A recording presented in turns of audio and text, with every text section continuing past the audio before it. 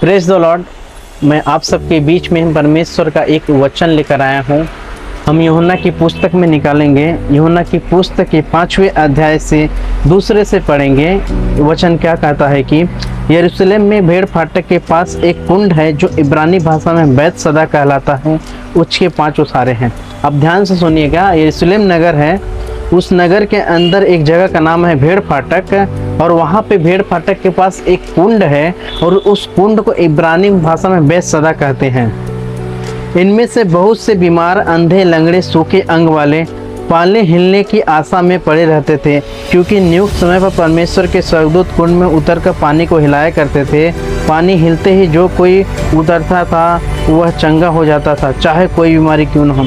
यहाँ पे वचन कहता है कि उस कुंड में वो पानी रहता था। जब परमेश्वर के स्वर्गदूत आते थे तो उस कुंड के पानी को हिलाया करते थे, और वचन कहता था कि उस कुंड के हिलते ही उसमें जो पहले उतरता था वो रोगी चंगा हो जाता था, चाहे उसकी कोई भी बीमारी क्यों न हो। मतलब यहाँ पे वचन कह रहा है कितनी बड़ी बीमारी क्यों ना हो, कैंसर हो, डायबिटीज हो, बीपी हो, या फिर कोढ़ की बीमारी हो, कोई भी कितनी बड़ी बीमारी क्यों न हो, यदि कोई व्यक्ति उस कुंड में उतरता था वो चंगा हो जाता था।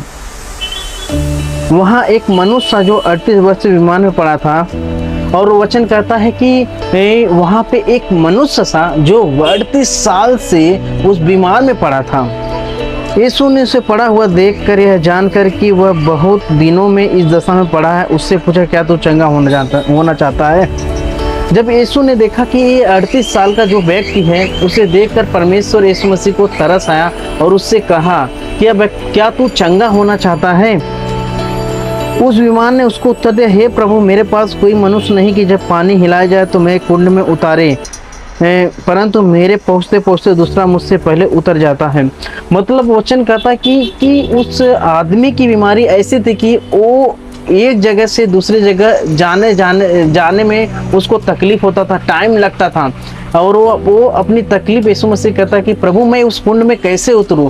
मेरे उस कुंड में जाते जाते दूसरा कोई उस कुंड में मेरे से पहले चला जाता है और वो चंगा हो जाता है, लेकिन मैं जा नहीं पाता हूँ।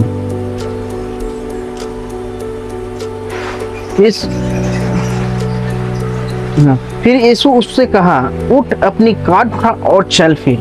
फिर यीशु ने कहा कि उठ और अपनी खाट उठा और चल फिर। वह मनुष्य तुरंत चंगा हो गया, अपनी खाट उठाकर चलने फिरने लगा।